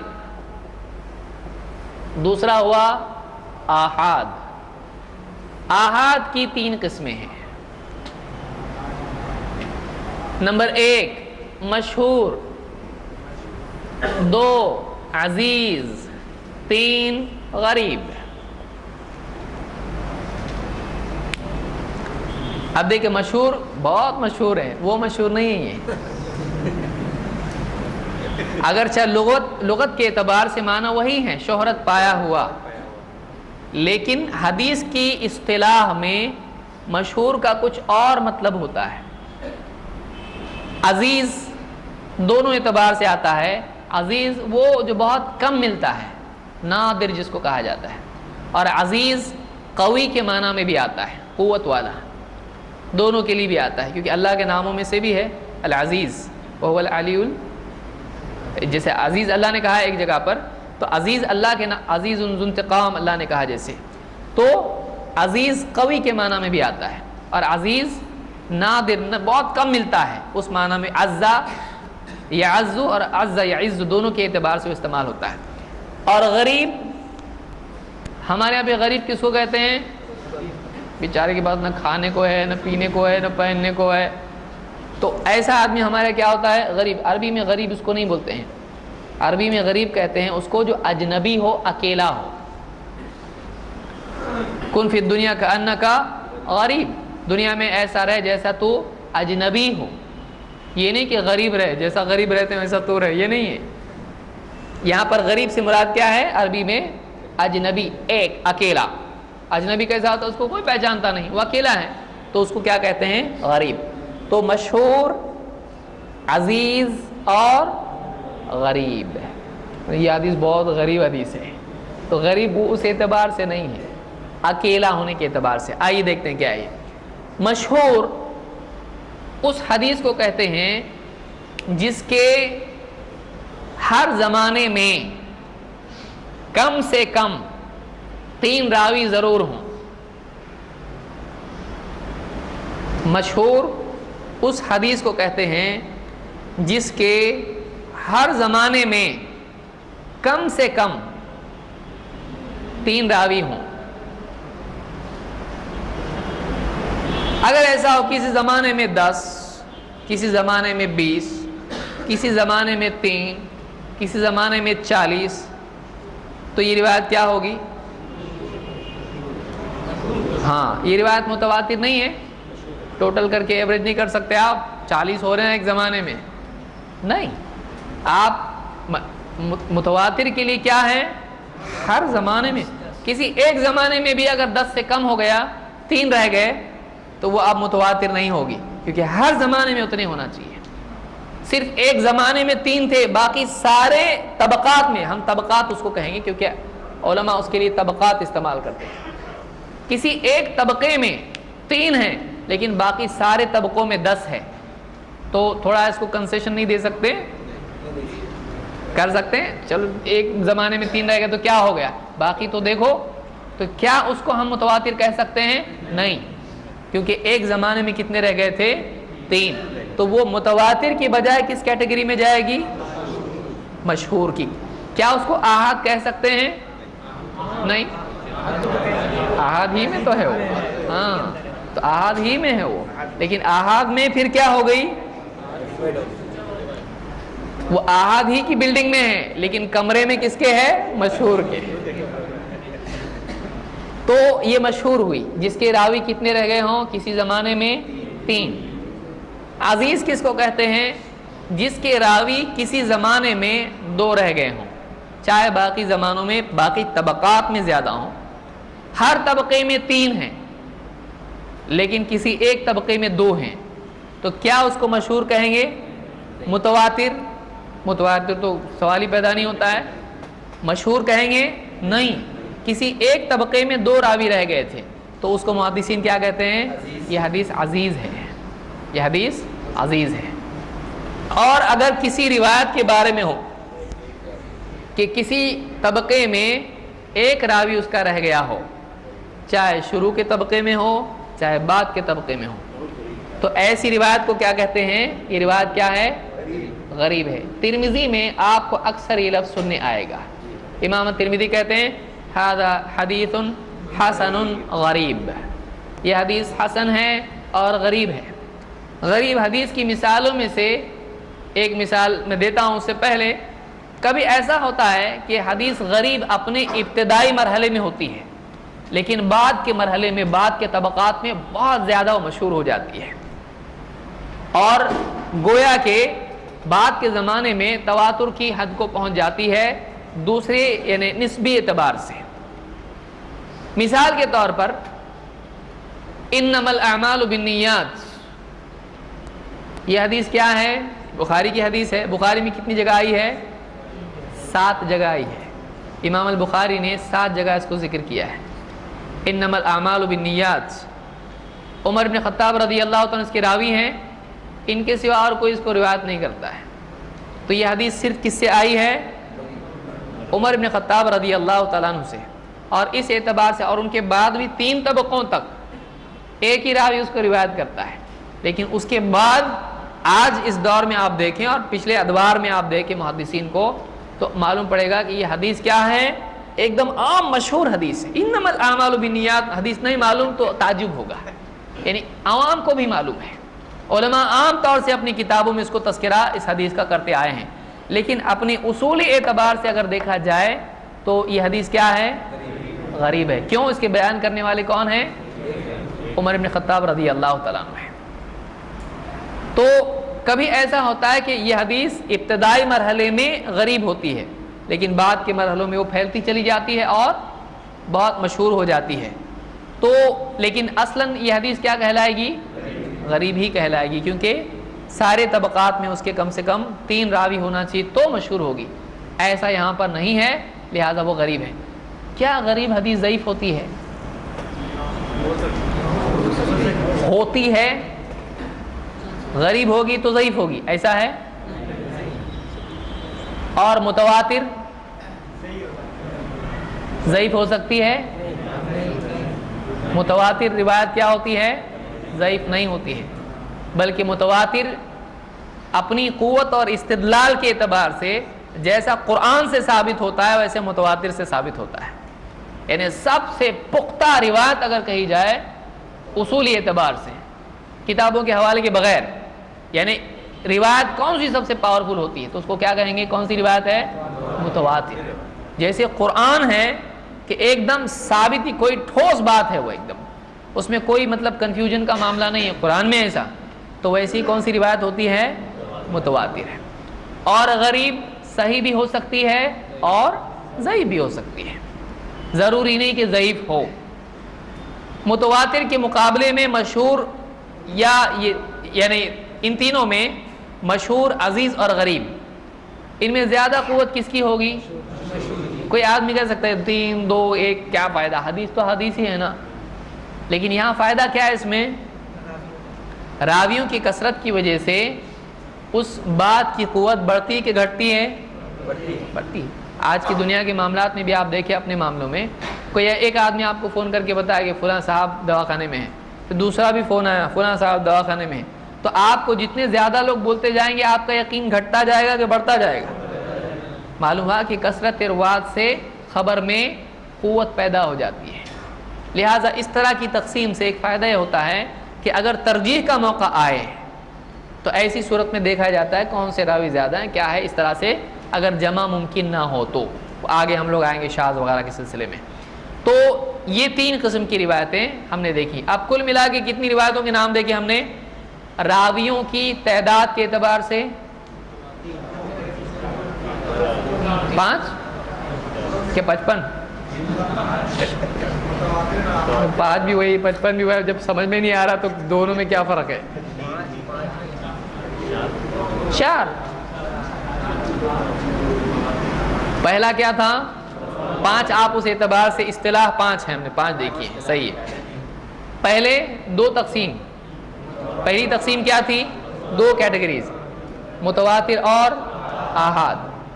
متواتر کس کو کہتے ہیں؟ جس کے راوی، بھیڑ میں سمجھ میں نہیں آتا صحیح بولا کہ غلط بولا، بولتے رہو، ہاں بول تو رہا ہے لیکن کیا بول رہا ہے نہیں معلوم۔ متواتر وہ جس کے راوی ہر زمانے میں اتنے زیادہ ہوں کہ عادتاً جھوٹ پر ان کا جمع ہونا محال ہو۔ اور دوسرا کیا ہے؟ مشہور، صحیح، متواتر کے بالمقابل آحاد، مشہور آحاد کی کیٹیگری میں سے ہے۔ آحاد کس کو کہیں گے؟ جس کے راوی ہر زمانے میں کتنے ہوں؟ 10 ہوں، ہاں 10 سے کم ہوں، تو اس کو کیا کہیں گے؟ آحاد۔ کیا آحاد غریب ہو سکتی ہے؟ ہو سکتی ہے، کیونکہ آحاد کی ایک قسم غریب بھی ہے اور وہ عزیز بھی ہو سکتی ہے اور مشہور بھی۔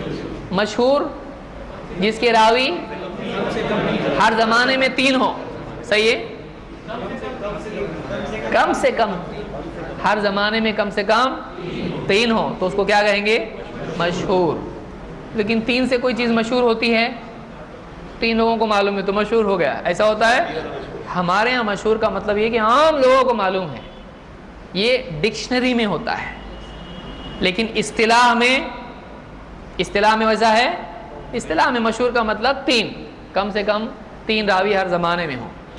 عزیز ہر زمانے میں کم سے کم، یا آپ بول سکتے ہیں کسی زمانے میں اگر 2 رہ گئے ہوں عزیز ہے۔ غریب ہر زمانے میں کتنے ہونا چاہیے؟ اچھا یہ بتائیے، میں 2 تعریفیں بتا رہا ہوں۔ غریب اس حدیث کو کہتے ہیں جس کے ہر زمانے میں 1 راوی ہونا چاہیے، اور دوسری تعریف ہے غریب اس روایت کو کہتے ہیں کہ جس کا کسی زمانے میں 1 راوی رہ گیا ہو۔ پہلا کیوں نہیں؟ ہر زمانے میں 1 تو رہ گئے نہیں تو روایت ہی غائب ہو جائے گی، راوی نہیں۔ سمجھ میں آ رہا ہے؟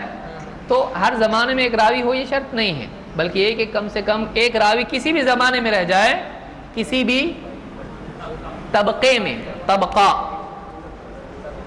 طبقاً عن طبق، طبقات لیئر کو کہتے ہیں، پرت کو کہتے ہیں، 1 2 3 آسمان کیسے ہیں ایک دوسرے کے اوپر ہیں، 7 طبقات ہیں۔ تو طبقہ راویوں کا طبقہ، نیچے والے، اس سے اوپر، اس سے اوپر۔ ابن حجر نے اپنی کتاب میں، ابن حجر کی کتاب ہے تقریب التہذیب، اس میں 12 طبقات راویوں کے ذکر کیے ہیں۔ 12 صحابہ پہلا طبقہ ہے، اس کے بعد نیچے دوسرے طبقے آتے ہیں، تو تقریباً کتنے طبقے بیان کیے ہیں؟ 12۔ تو کون سی کتاب میں؟ ہاں تکلیف التکلیف، تقریب التہذیب، پہلی کتاب ہے تہذیب جو مزی کی ہے، تہذیب الکمال، اس پہ کام کیا پھر سے ابن حجر نے، تہذیب التہذیب، پھر خود نے اس پہ واپس سے کام کیا، تقریب التہذیب، اور بھی اس کے بعد علماء نے اس پہ کام کیا ہے۔ تو تقریب و تہذیب ابن حجر کی کتاب ہے، یہ تقریباً 7ویں 8ویں صدی کے یہ ہیں، آج سے 700 سال پرانے ہیں۔ تو ہم نے 2 کیٹیگریز دیکھی اب تک کے، کون کون سی؟ میں اس لیے ریوائز کر رہا ہوں کیونکہ یہ بھولنا یقینی ہے، باہر جاتے کیا تھا ایسا ہونے والا ہے، جو نوٹ کر رہا ہے تو اس کے پاس رہے گا انشاءاللہ، اور کسی کو یاد رہے تو بہت تقدیر کی بات ہے، اللہ کی طرف سے توفیق ہے۔ بعض اوقات آدمی کہتا مجھ کو لکھنے کی ضرورت نہیں ہے، لیکن اس کو یاد بھی نہیں رہتا ہے۔ ایک صاحب، مجھ کو یاد نہیں، کسی نے بیان کیا کہ فلاں شیخ کے درس میں فلاں بیٹھتا تھا اور وہ لکھتا نہیں تھا، تو اس سے کہا کہ لکھو دین کی باتیں، جو بھی حدیث ہے، علماء کے اقوال ہیں یا مسائل وغیرہ ہیں، لکھو۔ امام بخاری لکھتے نہیں تھے، امام بخاری لکھتے نہیں تھے، یاد رکھنے کے لیے حافظہ بہت زبردست تھا۔ بعد میں اس کو دوسرے اگلے درس میں یا اس کے بعد کچھ دنوں بعد پوچھے وہ کیا تھا اس دن بتاؤ ذرا، تو یاد نہیں رہا، تو کہا امام بخاری بھولتے نہیں تھے، تو بھول گیا۔ تو وہاں لکھنے کے لیے امام بخاری کا حوالہ دیا، یاد رکھنے میں تو ویسا ہونا چاہیے نا۔ تو ایک چیز میں ان کی بات لے رہا ہے لیکن یادداشت کہاں ہے وہاں پہ؟ تو ایسا ہوتا ہے۔ جو نہیں لکھ رہے ہیں ان کو نہیں کہہ رہا ہوں میں، ان کو کچھ لوگ آئے دیکھنے کے لیے کہ واقعی اس میں کیا ہے، ہم پھر سے دیکھیں گے بعد میں اور پڑھیں گے اس کو، تو اپنی جگہ ٹھیک ہے، کوئی مسئلہ نہیں ہے، کوئی نہ لکھے تو کوئی بری بات نہیں ہے۔ تو 2 اعتبار سے ہم نے حدیث کی تقسیم دیکھی۔ پہلی کیٹیگری کس اعتبار سے تھی؟ ہاں کون ہے امام بخاری یہاں پہ؟ نسبت کے اعتبار سے، پھر اس کے بعد راویوں کی گنتی کے اعتبار سے، عدد کے اعتبار سے، کثرت کے اعتبار سے، کثرت اور قلت کے اعتبار سے۔ اب یہ 2 اعتبار سے حدیث کو بیان کیا جاتا ہے، ایک راویوں کی نسبت، حدیث کی نسبت، اور دوسرے راویوں کی گنتی۔ اب ہم آگے بڑھتے ہیں، نئے حصے کی طرف جاتے ہیں۔ تو صبح سے لے کے اب تک جو یاد ہے آپ لوگوں کو؟ ہاں الحمدللہ یاد ہے، ٹھیک ہے، آخر میں پھر سے ایک بار ریویژن ہوگا تب یاد آئے گا۔ اب ہم آتے ہیں اس طرف کہ یہ ہم نے دیکھا راوی، حدیث، موقوف، مرفوع، یہ ساری چیزیں ہیں۔ اب کیا ہر حدیث معتبر ہوتی ہے یا نہیں؟ کیا نبی صلی اللہ علیہ وسلم کی ہر بات معتبر ہوتی ہے؟ ہاں ہوتی ہے۔ کیا نبی صلی اللہ علیہ وسلم کے بارے میں بیان کی گئی ہر بات معتبر ہوتی ہے؟ یہ بہت بڑا فرق ہے جو بہت سارے لوگ نہیں سمجھ پاتے ہیں۔ اور اہل حدیث جب کسی حدیث کو کہتے ہیں ضعیف تو کہتے ہیں ہاں ضعیف، حدیث کو، نبی کی بات کو ضعیف بولتے ہیں آپ۔ اور کچھ لوگ تو بیچارے اتنے زیادہ کم پڑھے لکھے ہوتے ہیں کہ وہ کیا کہتے ہیں کہ ضعیف حدیث، آپ حدیث کو ضعیف بولتے ہو اور اس کو قبول نہیں کرتے۔ ماں باپ ضعیف ہوتے تو قبول کرتے ہیں کیا ان کو کیسا قبول کرتے ہیں؟ کہ ماں باپ ضعیف ہو جاتے ہیں تو ان کو آپ قبول کرتے ہو، ان کو آپ بدسلوکی نہیں کرتے ان کے ساتھ میں، تو آپ نبی کی بات ضعیف ہونے کے بعد کیسا اس کو چھوڑ دیتے ہیں؟ کچھ لوگ سمجھتے ہیں کہ ضعیف کا مطلب کیا ہے؟ بہت ضعیف ہو گئی، یعنی بوڑھا پرانا، تو اس سے ان کا مطلب کیا ہوتا ہے؟ حدیث کا جو بہت پرانی حدیث اگر ہے اور زیادہ پاورفل ہوتی ہے، وہ ایک دم اولڈ از گولڈ۔ تو ہر آدمی کیا کرتا ہے؟ سیکھتا نہیں ہے اور سکھانے کی کوشش کرتا ہے، اس سے مصیبت پیدا ہوتی ہے کہ اس علم کے بغیر ایک آدمی دین کے بارے میں بولنا شروع کرے گا تو الجہل یخلق الاعاجیب۔ شیخ عبید الجابری کہتے ہیں کہ جہالت سے عجائبات وجود میں آتے ہیں، کہ ایک آدمی جب اس کو علم نہیں ہوگا اب بولنا شروع کرے گا تو ظاہر بات ہے کہ ایسی ایسی باتیں بولے گا کہ اس سے پہلے کوئی بھی عالم بڑے سے بڑا بھی بولا نہیں، اور نئی نئی تحقیقات وہ سامنے لائے گا۔ پھر وہ مردوں میں بھی حور بتائے گا، مذکر حور بھی بتائے گا اور بہت کچھ بتائے گا۔ تو علم اگر نہیں ہے تو علم کے لیے 2 چیزیں ہیں، یا تو خاموشی یا تو سوال۔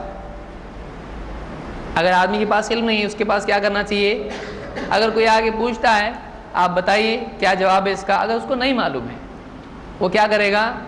خاموش رہے گا یا اپنی لا علمی کا اقرار کرے گا۔ اللہ کے نبی صلی اللہ علیہ وسلم کے پاس ایک آدمی آیا، پوچھا کہ سب سے بہترین جگہ کون سی ہے؟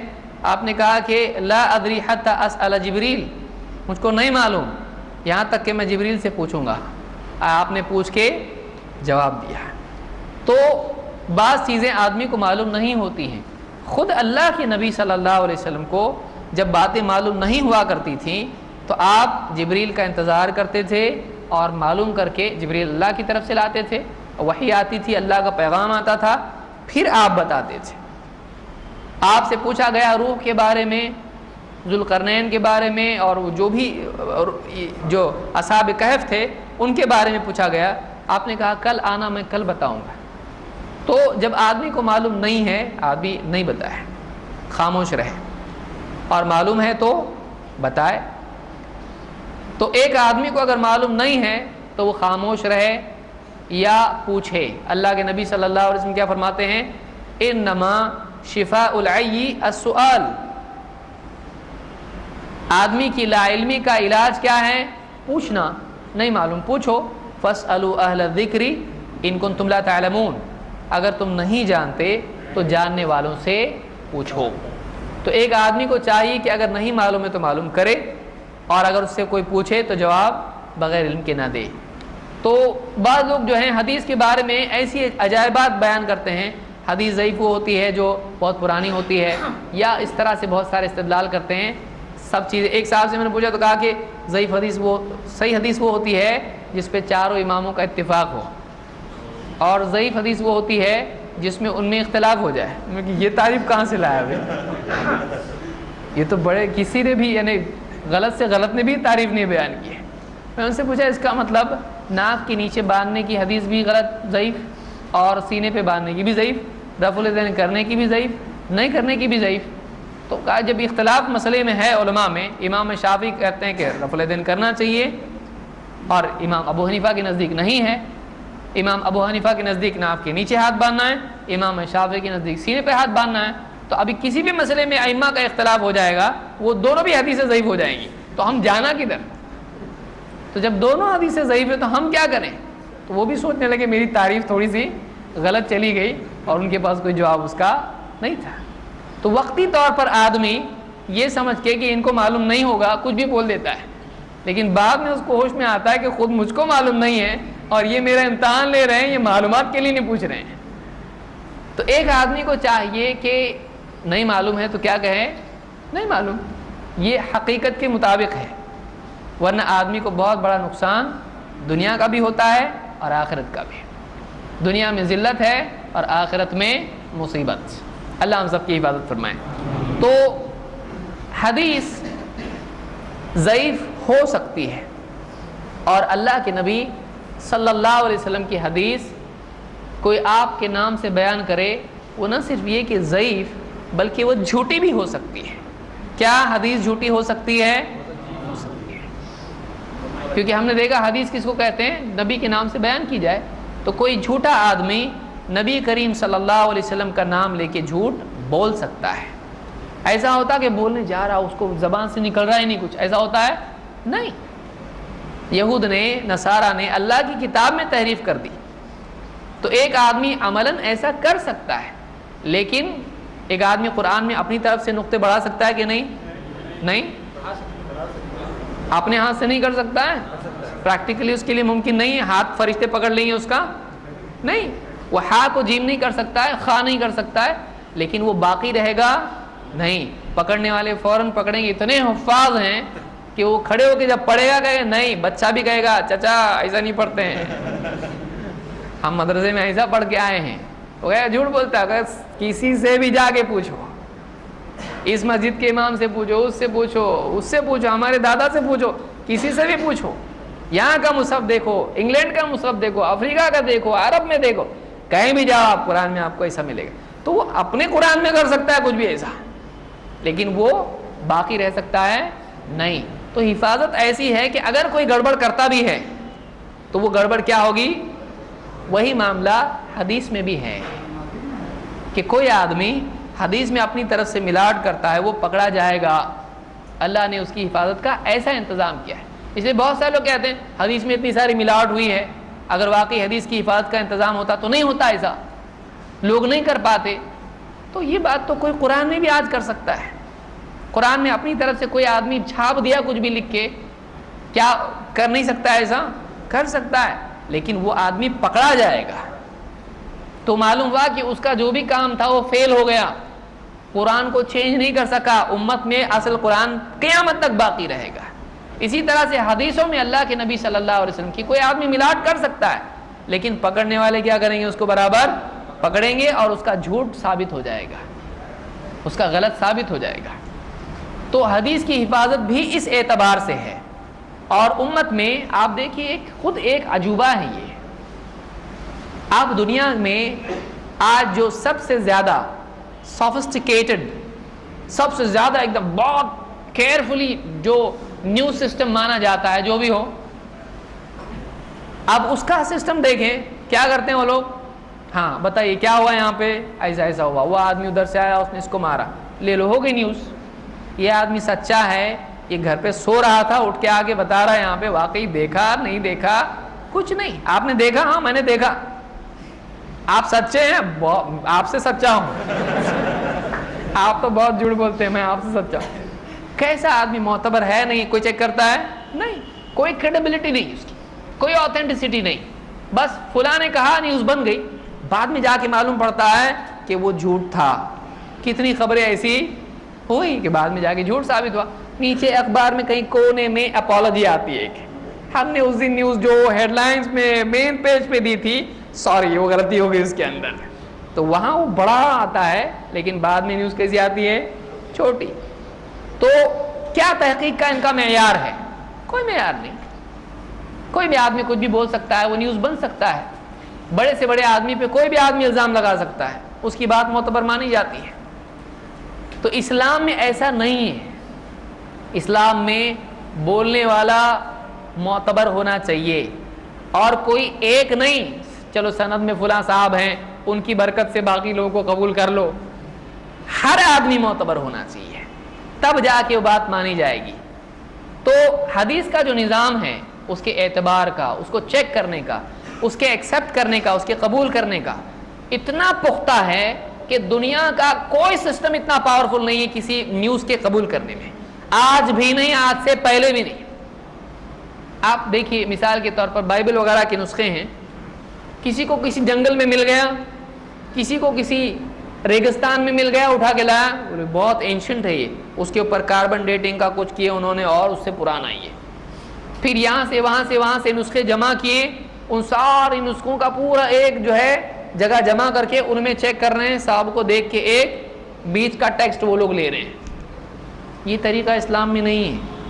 آج خود تورات اور انجیل جس کو آپ بائبل لوگ کہتے ہیں, یہ آج خود اتنے نسخے اس کے ہیں کہ ان تمام نسخوں کے اندر سے واقعی اصل بات کیا تھی نکالنا ایک بہت مشکل بات ہو چکا ہے. اور دوسری بات یہ کہ وہ نسخہ ہے کس کا, کسی نے اپنی طرف سے لکھ کے ڈال دیا. اب کوئی آدمی اس کو مل گیا پرانا, 1000 سال پرانا, تو کسی چیز کے پرانے ہونے سے وہ سچا ہو سکتا ہے؟ نہیں, کیونکہ پرانے زمانے میں بھی جھوٹے تھے. کوئی چیز اگر پرانی ہے تو سچی ہوگی ضروری نہیں ہے, کیونکہ ہر زمانے میں جھوٹے لوگ رہے ہیں. تو اس زمانے میں کسی نے اللہ کی کتاب میں تحریف کر دی اور اس کو لکھ کے رکھ دیا, اور آج عیسائیوں کو, یہودیوں کو مل رہا ہے. تو دیکھو یہ بھی ایک ٹیکسٹ مل رہا ہے جو بہت پرانا ہے, معتبر ہے؟ نہیں, ضروری نہیں ہے. کس کا تھا, کس نے لکھا, ماننے والے نے لکھا, نہیں ماننے والے نے, گمراہ نے, ہدایت یافتہ نے, کچھ نہیں, بس وہ مل گیا لے لو. حدیث میں ایسا نہیں چلتا ہے. حدیث بیان کرنے والا شروع سے لے کے اینڈ تک, محدث سے لے کے اوپر تک, سب کے سب کیسے ہونا چاہیے؟ آتھینٹک ہونا چاہیے, معتبر ہونا چاہیے, ایک دم ان کا کردار, ان کی ہر چیز اعتبار کے لائق ہونا چاہیے, تب جا کر اس بات کو مانا جائے گا, نہیں تو نہیں. ایک بھی آدمی اس سند میں ایسا آ جاتا ہے جو معتبر نہیں ہے, حدیث ایکسیپٹیبل نہیں. اس کے بعد اگر کوئی حدیث صحیح ثابت ہوتی ہے تو کتنی پاورفل چیز ہوگی, آپ سوچئے وہ خبر کتنی معتبر ہوگی جس کو اتنا پرکھا گیا ہے. لہذا کیا حدیثوں کی تحقیق ضروری ہے یا نہیں؟ وقت ہمارے پاس کتنا ہے؟ پانچ منٹ. کتنے بجے رکنا ہے؟ 5 منٹ میں رکنا ہے. حدیثوں کی تحقیق ضروری ہے یا نہیں؟ یا ایک آدمی ہر حدیث کو مان لے؟ حدیث کے سلسلے میں کئی لوگ ہیں. ایک وہ ہیں جو سرے سے حدیث کو مانتے نہیں، منکرین حدیث. ان کو اہل قرآن کہنا قرآن کی بے حرمتی ہے، کیونکہ اہل قرآن ہمیشہ اہل سنت ہوتے ہیں. تو یہ لوگ جو حدیث کے انکار کرنے والے ہیں، ایک تو وہ جو سرے سے حدیث کو مانتا نہیں ہے، دوسرے وہ لوگ ہیں جو حدیث کو مانتے ہیں اور اس کو چھانتے نہیں. ایک مانتے نہیں، دوسرے چھانتے نہیں، اور اس میں ایک طبقہ تو ہے جو جانتے ہی نہیں. کیا کریں اب، اللہ رحم فرمائے. کس سے آپ نپٹیں گے؟ آپ سوچئے، اتنی سی زندگی 4 دن کی، اتنے سارے مسائل، پرسنل پرابلم، یہ پرابلم، اس میں یہ ایک مصیبت سے. کہاں سے لائے حدیث؟ ہمارے باپ دادا نہیں سنے، تم کہاں سے بیان کر رہے؟ ارے تمہارے باپ دادا کو اگر نہیں معلوم ہے تو اس میں ہماری غلطی ہے. اگر تمہارے باپ دادا کو نہیں معلوم ہے تو ہمارا کیا قصور ہے بھائی؟ جاننے والا نہ جاننے والے پر حجت ہوتا ہے، یا نہیں جاننے والا جاننے والے پر ہوگا. کسی آدمی کو اگر کوئی کہے کہ یہ راستہ کہاں جاتا ہوگا، یہاں جاتا، پر ہم کو تو کبھی سنے نہیں یہ راستہ وہاں جاتا. ارے بھائی میں روز جاتا ہوں وہاں پہ، آپ کو نہیں معلوم تو آپ کا پرابلم ہی ہے. یہ موبائل، اس میں سے بات ہوتی، بات بھی ہوتی ہے. اچھا آپ کو نہیں معلوم ہے، آپ کی غلطی ہے، نہ جاننے والے کی غلطی ہے. جاننے والے کی کوئی غلطی نہیں، سوری مجھ کو معلوم ہے غلطی ہو گئی مجھ سے، تو یہ غلطی اس کی تھوڑی ہے. تو ایک طبقہ وہ ہے جس کو حدیث کا دین میں کیا مقام ہے، بابا کی بات ماننا چاہیے، پیر صاحب کی ماننا چاہیے، فلانے صاحب کی باپ دادا کی ماننا چاہیے. اس کے پیچھے لوگ پڑے ہوئے ہیں. حدیث اگر پیش کی جائے تو کہتے نہیں باپ دادا غلط تھے کیا، یہ کہاں سے لائے تم لوگ. ایک ایسا طبقہ ہے جس کو حدیث کا مقام معلوم نہیں ہے، کہ حدیث سامنے آنے کے بعد چپ ہو جائے، منہ بند کرنا پڑتا ہے، ماننا پڑتا ہے. سمعنا و اطعنا، سننا اور ماننا ہے اس کے لیے. ایک وہ طبقہ ہے جو حدیث سرے سے مانتا ہی نہیں، یہ اپنے آپ کو پڑھا لکھا مانتا ہے، یہ قرآن والا اپنے آپ کو مانتا ہے، جبکہ قرآن والا نہیں ہے. قرآن میں خود اللہ نے نبی کی ماننے کے لیے کہا ہے. اور ایک طبقہ وہ ہے کہ جو کہتا ہے کہ نبی کی بات، نبی کے نام سے کچھ بھی بیان کرو ہم اس کو مانیں گے، اس کو ہم چھانیں گے نہیں، اس کو چیک نہیں کریں گے. ہم دیکھیں گے نہیں معتبر ہے کہ نہیں ہے. ہم یہ نہیں کہتے ہیں کہ نبی صلی اللہ علیہ وسلم کی بات معتبر اور غیر معتبر ہوتی ہے. ہم یہ کہتے ہیں کہ نبی صلی اللہ علیہ وسلم کے بارے میں کہیں بھی بات معتبر بھی ہو سکتی، نہیں بھی. جیسے آپ کے بارے میں کوئی آدمی سچ اور جھوٹ دونوں بول سکتا ہے. کوئی آدمی کہے کہ آپ نے چوری کی تو کوئی آدمی کہے گا نہیں کی. اب وہ جھوٹا بھی تو ہو سکتا ہے نا، بیان کرنے والا سچا بھی ہو سکتا ہے، جھوٹا بھی ہو سکتا ہے. تو واقعتاً اس نے چوری نہیں کی ہے، لیکن خبر تو ہے آپ کے بارے میں ایسا کہ ایویڈنس میں لکھا تو جائے گا کہ فلاں نے ان پہ الزام لگایا ہے. تو اللہ کے نبی صلی اللہ علیہ وسلم کے نام سے کوئی آدمی کوئی بات بیان کرتا ہے، وہ بات صحیح بھی ہو سکتی ہے، غلط بھی ہو سکتی ہے.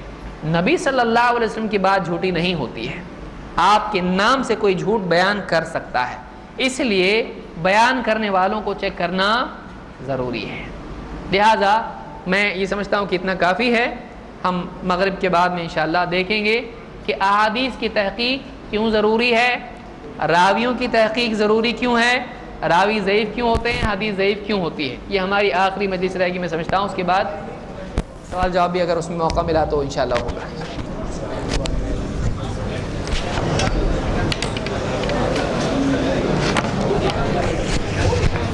جزاک اللہ خیر. ابھی مغرب صلاح کا وقفہ ہے اور صلاح کے بعد انشاءاللہ تعالی 10 سے 15 منٹ کا وقفہ ہوگا چائے کے لیے. آپ حضرات سے گزارش ہے کہ آپ حضرات صلاح سے فارغ ہونے کے بعد فوراً چائے سے فارغ ہو جائیں تاکہ وقت مقررہ پر ہی نشست کا آغاز کیا جا سکے. السلام علیکم ورحمۃ اللہ وبرکاتہ.